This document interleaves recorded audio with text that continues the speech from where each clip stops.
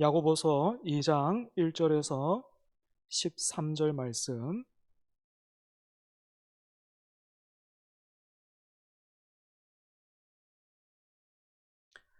살아계신 하나님, 오늘 또 우리에게 말씀하실 때에 믿음으로 사모함으로 잘 받는 저와 여러분 되기를 바랍니다. 제가 봉독하겠습니다.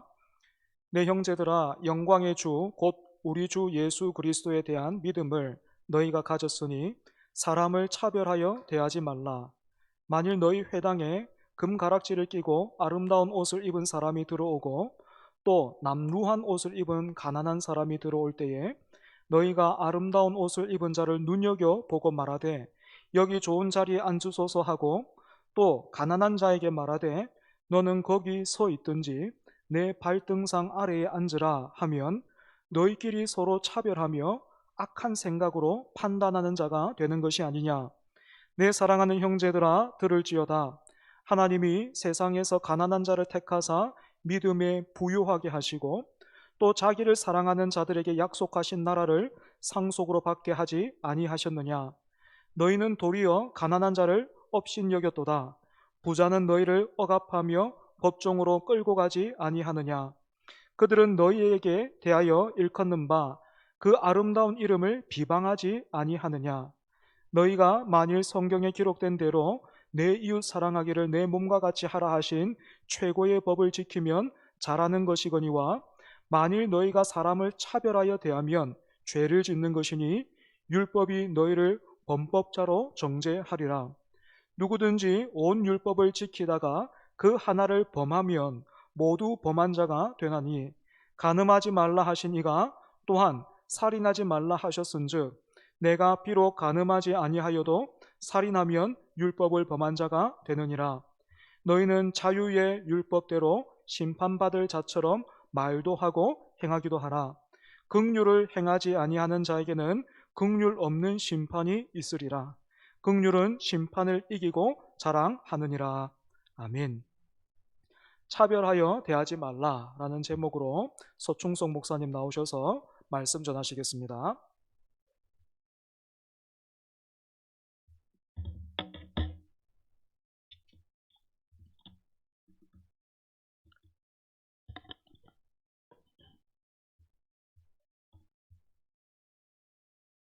네, 여러분들 반갑습니다. 같이 말씀을 나누겠습니다. 네. 우리 성도님들은 차별을 받아보신 적이 있으실까요? 네. 누구나 한 번쯤은 이렇게 차별을 받아보셨을 수 있습니다. 가정 안에서든 아니면 학교에서든 직장에서든 차별 대우가 있을 수 있었겠습니다. 그런데 반대로 나도 모르게 내가 은연중에 다른 사람을 차별했을 수도 있습니다. 나는 공정하게 대한 것 같은데 어느 날 누군가 나에게 와서 왜 그때 나를 그렇게 차별했냐며 따지는 경우도 있었을 수 있습니다. 당해 보신 분들은 아시겠지만 차별을 당하는 것만큼 서럽고 가슴 아픈 일은 없을 것입니다. 저도 제가 사소해 보이지만 저에게는 자녀들이 때로는 저에게 차별한다면서 하소연할 때가 있었습니다. 그런 이제 불평을 들었을 때는 그냥 저는 이제 사소하니까 웃고 넘기려고 하는데 그 당사자인 아이들은 꽤 진지하게 저에게 이렇게 하소연하고 제가 잘 받아주지 않으면 급기야 이제 대성 통곡할 때까지도 하기도 했었습니다. 신기하게 어린아이임에도 불구하고 부모가 자신에게 저는 그렇다고 차별한 게 아니라 그 아이들이 느낄 때 이제 그렇게 한다는 것을 감각적으로 느끼는 것이 신기할 따름입니다. 오늘 우리는 가정이 아니라 교회에서 발생하는 차별에 대해서 말씀을 나누려 합니다. 교회는 그리스도를 머리로 하는 하나님의 그리스도 머리로 하는 한 몸입니다. 그래서 우리는 서로를 형제 자매라고 부르죠. 오늘 야고보서 말씀을 통해서 주님께서 그의 몸인 교회에 차별에 대해 어떻게 말씀하시고 우리가 어떻게 대하는지 알아보고 온전한 믿음으로 하나 되는 교회에 이루기를 소망합니다. 오늘 우리 본문 1절에서 먼저 야고보 사도는 이렇게 말합니다. 내 형제들아, 영광의 주 곧 우리 주 예수 그리스도에 대한 믿음을 너희가 가졌으니 사람을 차별하여 대하지 말라. 야고보 사도는 편지를 받는 자들에게 영광의 예수 그리스도 우리 주의 믿음을 가진 자라 말합니다. 그러니까 야고보 사도가 편지를 쓰는 자들은 예수 그리스도에 대한 믿음을 여러분처럼 가진 자들입니다. 이 믿음을 가진 자들에게 야고보는 차별하지 말라라고 합니다. 그렇게 말하면서 예를 들어 설명합니다. 2절 4절에 어떤 두 사람이 나오죠. 2절 4절에 말하는 장소를 여기 회당이라고 나오는 곳은 회당은 때로는 법정, 그 교회 안에서의 어떤 법적 그런 분쟁을 해결하기 위한 장소로도 쓰였다고 합니다. 성경에서 근거를 찾아보면 마태복음 10장 17절에 보면 저희가 저희 회당 안에서 너희를 채찍질하리라. 사도행전 22장 19절에는 각 회당에서 때리고, 사도행전 26장 11절에는 모든 회당에서 여러 번 형벌하여. 이런 것들을 보면 이 회당이라는 곳이 판결을 위한 장소로도 나옵니다. 2절 4절에 분쟁하는 두 신자가 나오죠. 한 사람은 금반지를 끼고 아름다운 옷을 입었습니다. 당시에 이렇게 다니는 사람들은 대부분 권세가 있는 자들이었습니다. 공무원이나 이렇게 유력한 자들, 부자였습니다. 또 다른 사람은 더러운 옷을 입은 가난한 자입니다. 이 사람은 가난하고 초라하고 보잘것없는 모습을 하고 있죠. 이렇게 두 사람이 들어오자 사람들이 아름다운 옷을 입은 사람은 관심을 가지고 주시하여 보고 좋은 자리에 앉게 합니다. 반면 더러운 옷을 입은 가난한 자에게는 뭐라고 합니까? 서 있든지 바닥에 앉든지 이렇게 말합니다. 이미 지금 이 회당에서 법적인 이 논쟁을 하기 위해, 판결을 하기 위해 들어왔는데, 들어오기 전, 이미 판결을 시작하기 전부터 불공평이 자행되고 있는 상황이죠. 만약 이렇게 된다면 4절에 나온 것처럼 너희끼리 서로 차별하며 악한 생각으로 판단하는 자가 되는 것 아니냐, 이렇게 야고보가 지적합니다. 야고보는 교회에서 발생하는 차별에 대해서 예를 들어 설명했습니다. 예수 그리스도에 대한 믿음을 가진 자들이 차별을 대하는 것을 지금 지적합니다. 야고보는 믿음을 가진 자들이 어떻게 차별을 할 수 있느냐, 이렇게 반문하고 있죠. 왜 믿음을 가진 자들은 여러분 차별할 수 없을까요? 왜 차별할 수 없을까요? 5절에서 그 이유를 말합니다. 하나님께서 차별하지 않으셨기 때문입니다. 하나님께서는 세상에서 가난한 자를 택하신다고 말합니다. 가난한 자를 택하신다. 택하신다는 것은 믿음을 주셔서 구원하시기 위해 선택하신다는 의미죠. 복음의 선포의 초점이 가난한 자에게 있다고 말씀하십니다. 그리고 신약뿐만 아니라 구약에서도 하나님은 가난한 자들을 특별히 관심을 가지셨습니다. 율법에서 보면 가난한 자들을 어떻게 구제할 것인지 방법까지도 제시합니다. 뿐만 아니라 5절에서 보면 하나님은 가난한 자들에게 믿음을 풍요롭게 한다고 하십니다. 그들은 이 세상의 재물에 대해서는 가난해도 이렇게 믿음은 풍요롭게 가지게 하신다는 거죠.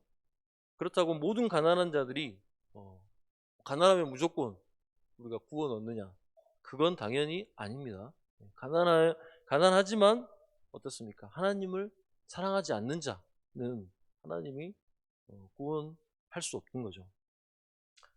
야고보는 가난한 자들을 차별하여 대하는 자들에게 하나님께서는 가난한 자들을 결코 차별하지 않으셨다, 이렇게 밝힙니다. 나아가 어쩌면 성경에서는 가난한 자를 오히려 편애한다고 여길 정도로 말씀합니다. 뿐만 아니라 저희 같은 우리 신자들, 성도들을 성경은 가난한 자라고 묘사하죠. 마태복음 5장 3절에 보면 신자를 어떻게 묘사합니까? 심령이 가난한 자는 천국이 저희 것이며, 심령이 가난한 자라고 말하고 있죠. 그리고 사도 바울도 자신을 이렇게 말합니다. 가난한 자 같으나 부요한 자요. 그 다음에 다윗도 이렇게 말하고 있습니다. 오직 나는 가난하고 슬프오나 하나님이여 주의 구원으로 나를 높이소서, 이렇게 말합니다. 야고보는 이 교회가 신자들을 가난하다는 그런 외적인 모습으로 차별하는 것을 경고하는 거죠. 반면에 당시 그들은 부유한 자들은 선호했습니다. 그들이 부유한 자를 선호한 이유는 무엇이었을까요? 네, 짐작이 되죠. 네. 그 부유한 자들에게 그들이 자신들에게 어떤 이득을 줄 수 있다고 여겼기 때문이겠죠. 지금 이러한 야고보서의 말씀은 다소 충격적이라고 할 수 있을 것 같아요. 왜 그럴까요? 왜냐하면 가장 공의롭고 정의가 실현되어야 될 교회에서 차별이라는 큰 악이 일어나고 있기 때문이죠. 이들은 가난한 자들을 무시하고 천대하면서 부자들에게는 어떤 이득을 얻기 위해서 호의를 베풀고 좋은 대접을 했습니다. 야고보는 이러한 그들의 모습이 그냥 넘어갈 수 있는 문제가 아니라 아주 심각하게 말합니다. 이건 그냥 넘어갈 수 있는 문제가 아니고 하나님께서 심판하는, 하나님께 정죄당하는 문제라고 말합니다. 그들이 선대하고 선호하는 부자들은 어떻게 했다고 합니까? 그들을 오히려 법정에 끌고 가고 압제했다고 말하죠. 여기서의 이제 이 부자들은 뭐 교회에 다니는 부자가 아니고 그냥 일반 부유한 계층이라고 볼 수 있습니다. 뭐 성경에서도 보면 부유한 자들이 기독교를 핍박을 했습니다. 대표적으로 서기관, 바리새인, 그다음 제사장들, 이런 부유한 계층들이 어떻게 했습니까? 예수 그리스도 믿는 자들을 핍박했죠. 또한 성경에 나오듯이 실제로 예수 믿는 자들을 공회에 넘겨주고 목을 잡고 난폭하게 다뤘다고 복음서에는 말합니다. 그리고 부자들은 법정에서 그들이 세례받았던 그 이름, 예수 그리스도 이름을 빈정거렸다고도 지금 밝히고 있습니다. 야고보는 이러한 이 교회 안에서의 차별의 문제를 율법과 심판이라는 말씀으로 지금 설명을 합니다. 8절에 보면 너희가 만일 성경에 기록된 대로 내 이웃 사랑하기를 내 몸같이 하라 하신 최고의 법을 지키면 잘하거니와, 즉 이 무슨 말입니까?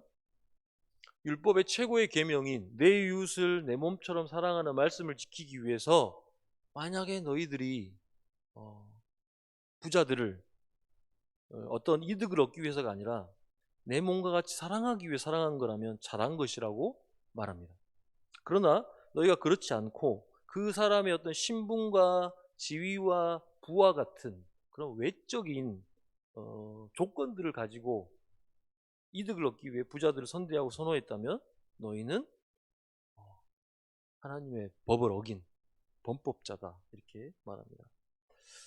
그러면 그렇게 말하면서 야고보는 그들이 왜 범법자가 되는지 설명해 줍니다. 그들은 그 당시 사람들은 그렇게 생각했다는 거예요. 왜 부자와 가난한 자를 차별하는 게 범법자가 되는 건가? 의아했을 수 있다는 거죠. 그래서 야고보가 이렇게 말합니다.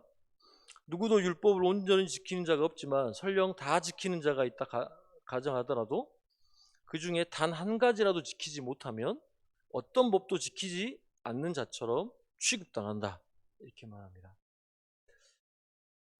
그러면서 그들의 생각이 잘못됐다는 것을 11절부터 설명을 하죠. 만약에 간음하지 말라는 계명과 살인하지 말라는 계명이 주어졌는데 그 두 계명 중에 간음하지 말라는 계명은 잘 지켰지만 살인하지 말라는 계명을 지키지 않았다면 그 자는 하나님의 계명을 어긴 자다. 이렇게 말합니다. 그렇겠죠. 어떤 자가 있는데 간음하지 않음으로 인해서 그 아내에게는 신실했을 수 있지만 살인함으로 인해서 그 살인을 당한 자에게는 범법한 거죠. 그래서 보면 율법에서도 간음을 행한 자도 이렇게 죽입니다. 그리고 살인을 행한 자도 똑같이 죽이죠. 혹시 우리 교회는 야고보가 지적하고 있는 지금 성도들을 차별하며 대하는 이 문제가 없습니까? 성도들을 차별하며 대할 때 우리가 성도들을 대할 때 은연중에 그 사람의 어떤 지위, 권력, 부의 정도를 따라서 서로를 차별하며 대하고 있지 않나요? 내가 잘 보여서 이득을 얻을 수 있는 성도들에게는 깍듯이 인사하고 웃어주고 배려해주지만 내가 호의를 베풀고 도움을 준다고 해도 나에게 어떤 도움이나 이득을 가져다 주지 않을 것 같은 성도는 혹시 본체 만체하면서 멀리하진 않습니까? 만약 우리가 그렇게 서로를 차별하게 대하고 있다면 오늘 말씀에 나온 대로 하나님의 최고의 법을 어긴 범법자가 되는 거죠. 이렇게 반문할 수 있겠죠. 그 정도 가지고 내가 하나님께 죄 지은 자가 됩니까? 다른 사람 좀 무시할 수 있고 나한테 이득이 안 돼 보이는 사람들 좀 멀리 해도 되는 거 아닌가요? 이러한 생각과 가치관이 지금 오늘 말씀에서 야고보가 가장 경계하는 생각이라는 거죠. 그러면서 12절을 12절 13절을 이어가면서 이렇게 말합니다. 자유의 율법대로 심판을 받을 자처럼 말도 하고 행하기도 해라. 자유의 율법대로 심판을 받을 자처럼 행하기도 하고 말을 해라. 말도 하고 행하기도 하라고 하죠. 자유의 율법을 무엇이라고 말할까요? 자유의 율법은 바로 예수 그리스도의 복음입니다. 예수 그리스도의 복음의 법을 무시하면 심판을 받는다는 겁니다. 복음의 법에 나타난 서로 사랑하라는 이 세 계명을 지키지 않는다면 긍휼 없는 심판을 얻을 것이라 말씀하고 경고하는 거죠. 당시 사람들은 당시의 바울의 이신칭의를 오해했어요. 즉 율법의 행위 없이 단순히 믿음의 동의만 있다면 구원을 얻을 수 있다는 그런 왜곡된 신앙관을 가지고 있었습니다. 여러분도 헷갈리십니까? 율법의 행위 없이 믿음의 동의만 있다면 구원을 얻는다고 혹시 우리도 생각하고 있지 않습니까? 이 당시뿐만 아니라 지금도 우리는 이렇게 왜곡된 혹시 구원관을 가지고 있지 않습니까? 내가 사람에게 거짓말 좀 하고 욕 좀 하고 좀 무시하고 그 정도 가벼운 죄 때문에 하나님 나를 구원해 주시지 않을 거야? 이런 식으로 자신의 죄에 대해서 혹시 가볍게 여기며 살아가고 있지 않습니까? 여러분 복음의 진리가 가벼울까요? 우리가 알듯이 예수님의 말씀을 보면 여러분 복음의 진리는 결코 가볍지 않습니다. 예수 그리스도께서 우리에게 무엇이라 말씀했습니까?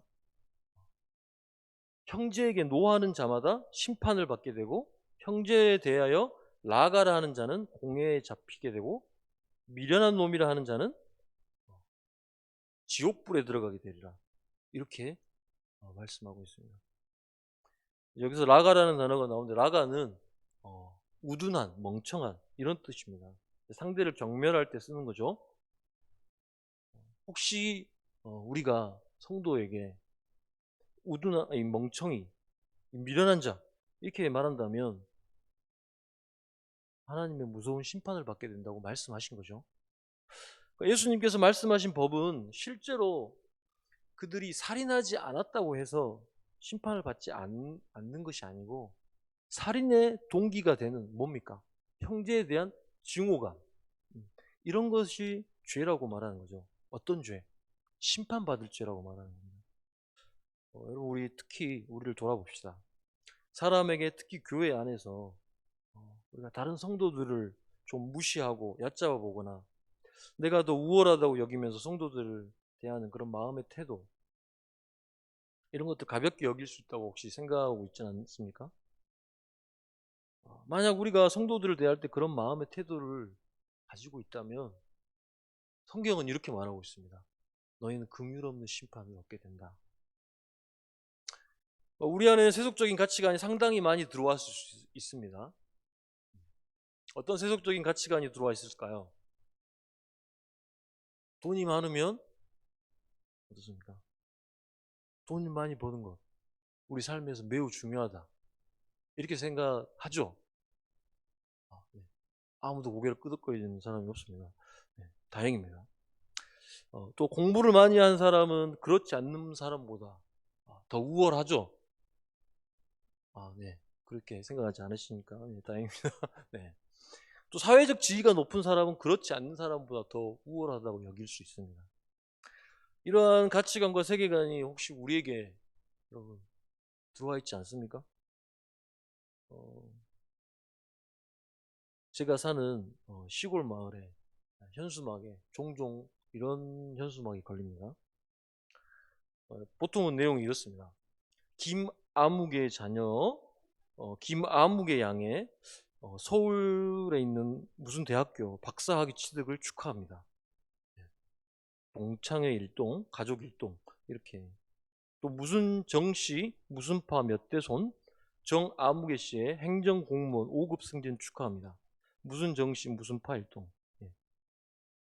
아마도 우리 시골에 계시거나 뭐 고향이신 분들은, 성도님들께서는 아마 오메가며 이런 현수막 걸린 것들을 종종 보셨을 거예요. 저도 이렇게 시골 출신인데요. 저도 제 마을에 어릴 때 이런 현수막 한번 걸어보고 싶다, 이런 게 꿈일 때가 있었습니다. 근데 아마도 제가 죽기 전에는 그 꿈을 이루지는 못할 것 같은데요. 이렇게 현수막 내거는 이유가 무엇일까요? 가문의 영광, 마을의 자랑이라고 여기기 때문이겠죠. 그러니까 사람들의 생각에는 공부를 많이 한 것, 사회적 지위를 얻는 것이 자랑스러운 일인 거라고 여기는 거죠. 물론 학문을 연마하고 학문을 가치 있는 결과를 내서 박사학위를 얻는 것, 그리고 성실하게 일해서 올바르게 공적인 업무를 잘 감당해서 승진하는 거 축하하고 격려해야 되는 일이죠. 하지만 여러분들, 그 사람들만 축하받고 격려받아야 합니까? 저는 이런 현수막도 좀 걸리면 어떨까, 제가 한번 상상을 해봅니다. 우리는 김아무개 씨의 어머니 김아무개 여사님이 자녀를 위해서 피땀 흘려 농사하시다 혹은 장사하시다가 가난하게 사신 것을 기념합니다. 무슨 마을 부녀의 일동. 네. 우리는 왜 이런 현수막은 동네에 걸지 않을까요? 제가 생각하기에 자녀 뒷바라지 하기 위해 피땀 흘려 농사하시거나 장사하신 부모님이 훨씬 더 축하받고 격려받아야 하지 않을까 생각합니다. 네, 다소 뭐 이런 일들은 일어나지는 않겠죠, 실제로. 비현실적인 어떤 설정이지만, 이 시골에 걸린 현수막이 어쩌면 여러분 우리의 생각을 반영하고 있지 않나 생각해 봅니다. 사회적 지위를 얻고 세상에 성공을 하면 더 우월하고 가치가 있는 존재고, 사회적 지위가 낮고 가진 것이 없는 삶은 열등하다고 여기진 않습니까? 하지만 성경에서는 그렇게 말하고 있지 않습니다. 갈라디아 3장 28절에 유대인이나 헬라인이나 종이나 자유인이나 남자나 여자나 다 그리스도 예수 안에서 하나이니라, 이렇게 말씀합니다. 그러니까 지금보다 그 당시는 신분의 상하, 인종의 차이, 남녀의 차이가 극심할 때 이미 예수 그리스도 안에 있는 자들은 신분과 인종과 성별에 상관없이 다 하나라고. 즉 예수 그리스도의 복음 안에서는 외적인 요건, 세상적인 요건 관계없이 차별이 없다, 이렇게 말씀하시는 거죠. 이러한 복음은 초기 기독교 때만이 아니고 우리나라의 기독교가 초기에 전파될 때도 위력을 발휘했습니다. 초기 한국 교회에 기역자 교회가 있었습니다. 전북 김제에 있는 금산교회인데요. 왜 기역자일까요? 교회가 남녀가 따로 이제 분리해서 예배를 드려야 해서 이렇게 기역자 모양으로 건축을 한 거죠. 이 교회는 미국 남장로 교회 의 테이트 선교사와 조덕삼 이자익이라는 사람이 힘을 모아 설립했습니다. 이때 여기 보면 조덕삼과 이자익의 관계는 주인과 머슴의 관계였어요. 그런데 금산교회에서 장로 투표를 했는데 주인인 이 조덕삼이 장로가 되지 않고 이자익이 장로가 되었습니다. 그때 사람들은 뜻밖의 결과죠. 그렇기 때문에 술렁이었습니다. 이때 주인이었던 조덕삼 장로가 이렇게 말합니다. 이 결정은 하나님이 내리신 결정입니다. 우리 금산교회는 참으로 훌륭한 일을 해냈습니다. 저희 집에서 일하고 있는 이자익 장로는 저보다 더 신앙의 열의가 대단합니다. 나는 교회의 결정에 순종하고 이자익 장로를 받들어서 열심히 교회를 섬기겠습니다. 철저한 신분사회였던 당시에 머슴이 장로가 되고 주인이 그를 장로로 부르는 일이 벌어진 거죠. 더 훗날 나아가서 이 주인이었던 조덕삼 당시 집사는 이자익 장로를 신학교에 보내서 목사가 되도록 섬깁니다. 이렇게 복음의 법은 여러분 세상적으로 봤을 때 아주 역설적이죠. 매우 위험하다고도 우리가 또 표현할 수도 있겠죠. 가진 자들과 특권층이 교회에서는 자신의 특권을 내려놓고 주인이나 머슴이나 같은 성도고 같은 형제로 교제하며 지내는 것입니다. 그런데 안타깝게 지금 한국 교회는 한국 사회가 한국 교회를 걱정하고 있습니다. 원래 교회가 세상을 위해서 기도하며 걱정해야겠죠. 하지만 도리어 세상이 지금 교회를 걱정하는 상황까지 이르렀습니다. 교회의 호감도와 신뢰도는 여론조사에 보면 상당히 떨어져 있습니다. 그래서 그러면 교회의 신뢰를 회복하기 위해서 무엇이 필요할까요?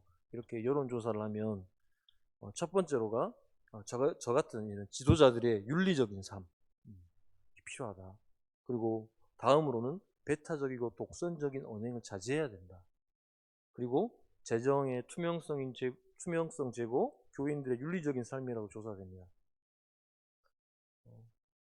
여기에서 이제 좀 눈여겨볼 게 목회자와 성도들의 윤리적인 삶에 대해서 언급하고 있다는 것이 좀 흥미롭죠. 왜 흥미롭습니까?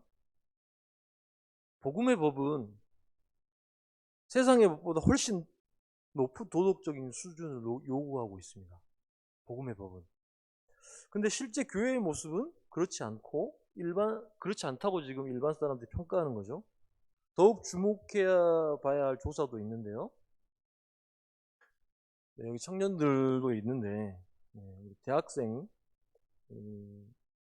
여러 윤리에 관한 의식을 기독교 대학생들 여러 윤리에 관한 의식이 소위 불신 대학생들의 윤리에 관한 의식과 어떻게 다른지 통계를 냈는데 어떻게 다를까요? 많은 차이가 있었을까요? 네, 큰 차이가 없었습니다. 큰 차이가 아니라 거의 같은 수준이에요. 예를 들면 혼전 성관계에 대한 질문, 동거에 대한 질문에 대해서 일반 대학생들의 의식과 기독 대학생들의 의식이 해가 갈수록 차이가 없어져 가고 있다는 거죠. 그리고 더 이제 심각한 건 의식입니다. 제가 말하는 건 의식이에요. 어떻게 생각하느냐. 하지만 실제는 같다는 거죠. 그게 통계로 나와 있다는 겁니다. 이처럼 여러분 한국 교회는 풍전등화와 같이 매우 위태롭다고 외부에서 지금 쳐다보고 있습니다. 이러한 교회의 실태 속에서 우리는 무엇을 해야 할까요? 선을 행하는 믿음이 필요합니다. 복음에 대한 말뿐인 동의가 아니고 복음의 법대로 살아가는 행함이 있는 믿음이 필요합니다. 겉으로 내보이는 형식적인 신앙생활이 아니라 여러분 마음으로부터 변화된 새로운 삶이 필요합니다. 복음의 법에 순종한 자들은 이제 새 것이라고 말씀합니다. 우리에게 스멀스멀 기어들어오는 이 세대의 가치관, 습관들, 문화를 분별해야겠습니다. 우리는 남보다 자신이 더 높다고 여기지 말고 더 낫다고 여기며 더 낫다고 여겨야 합니다. 내가 가진 것들을 다른 성도들과 비교하면서 우쭐대거나 우월의식을 가져서는 안 되겠습니다. 오히려 나보다 가진 것이 없거나 사회 경제적으로 어려운 성도들에게 먼저 호의와 선을 베풀 줄 알아야겠죠. 오늘 우리는 야고보서 말씀을 통해서 교회 안에서 서로 차별하지 말라는 말씀을 들었습니다. 당시에 교회 안에 부유한 자와 가난한 자에 대한 차별이 존재했다고 말합니다. 이러한 모습은 결코 성도의 모습이 아닙니다. 가난한 자들을 차별하지 않으시고 구원하신 주님을 기억해야 합니다. 우리가 복음의 법대로 우리의 이웃을 내 몸처럼 사랑하지 못할 때 하나님은 우리를 죄 있는 자로 정죄하실 것입니다. 우리는 하나님의 한없는 긍휼을 받은 자들입니다. 한없는 긍휼을 우리는 받은 자들. 그렇기 때문에 우리는 서로를 향해서, 우리 옆에 있는 분들을 향해서, 우리 성도들을 향해서 한없는 사랑으로 긍휼을 베풀고 이 세상의 가치관과 시험에서 이기기를 간절히 소망합니다. 우리 같이 찬양하겠습니다. 우리 말씀 기억하면서 우리 이런 저희가 되기를 원합니다. 같이 하나님께 기도하겠습니다. 우리에겐 소원이 하나 있네. 주님 다시 오실 그날까지 이 가슴에 새긴 주의 십자가 사랑 나의 교회를 사랑케 하네. 주의 교회를 향한 우리 마음 희생과 포기와 가난과 고난 하며 죽음조차 우릴 막을 수 없네. 이 교회를 이 땅에 희망 교회되게 예배되게 우릴 사용하소서. 진정한 부흥의 날 오늘 임하도록 우리 사용하소서. 한 번 더 찬양합니다. 우리에겐 소원이 하나 있네. 주님 다시 오실 그날까지 가슴에 새긴 주의 십자가 사랑 나의 교회를 사랑케 하네.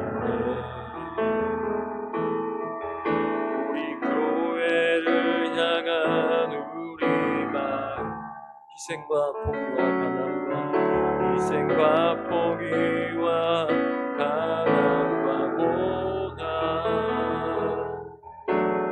하며 죽음조차 우릴 막을 수 우리 교회를 이 땅에 아멘. 교회를 교회되게 예배되게 아멘. 우릴 사용하소서. 진정한 부흥의 날 오늘 임하도록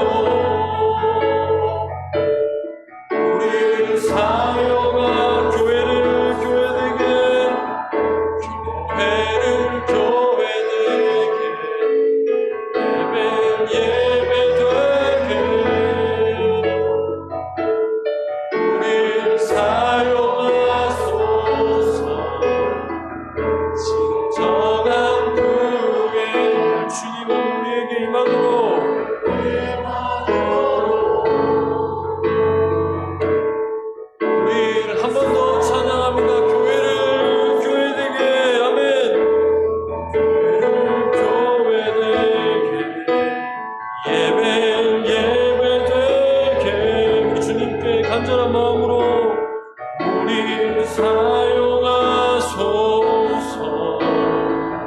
진정한 구원의 날 오늘 임하도록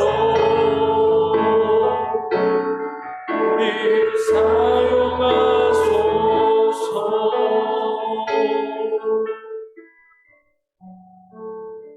이 시간 우리 같이 기도하겠습니다. 기도할 때 오늘 이 말씀이 우리에게 심겨지기를 원합니다. 혹시 우리 마음에 이미 이 세상의 가치관으로 가득 차서 돈을 너무 중요시 여겨서 돈 많은 사람을 우상으로 여기며 이 세상이 너무 좋아서 이 세상이 말하는 것들을 따라가며 그래서 우리가 이 교회 가운데 서로를 진정으로 사랑하지 못하고 진정으로 낮아져서 섬기지 못하진 않습니까? 주님, 우리의 이러한 모습이 있음을 용서해 주시고 주님, 우리가 세상과 같지 않고 세상이 걱정하는 교회가 되지 않고 우리 주님을 높이며 또한 서로를 예수님처럼 사랑하는 교회 되게 해주세요. 같이 하나님께 기도하며 나아가겠습니다. 하나님,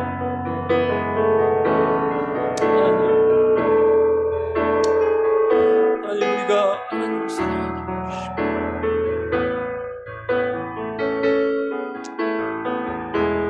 우리가 하나님 앞에 차별 없이 성도를 대하며 살기를 소망하고 하나님 서로 사랑하는 하나님의 그 말씀 우리 아버지 주의 그 말씀 잊지 않게 하여 주옵소서. 하나님, 우리는 세상과 너무나 같아졌습니다. 세상과 너무나 같아졌습니다. 세상이 말하는 것을 우리는 따라갑니다. 세상이 말하는 것을 좋아합니다.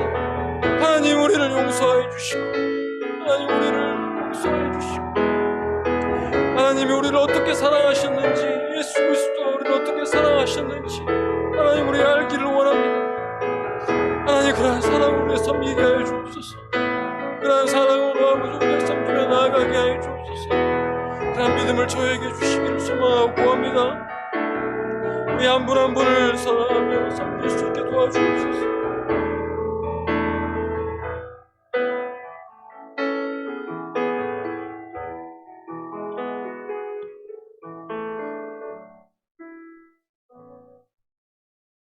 기도하겠습니다. 참 우리를 모든 것 다 내려놓으시고 참 우리를 위하여 우리와 같은 종의 형상을 가진 인간의 몸으로 우리에게 오신 우리 주님을 사랑합니다.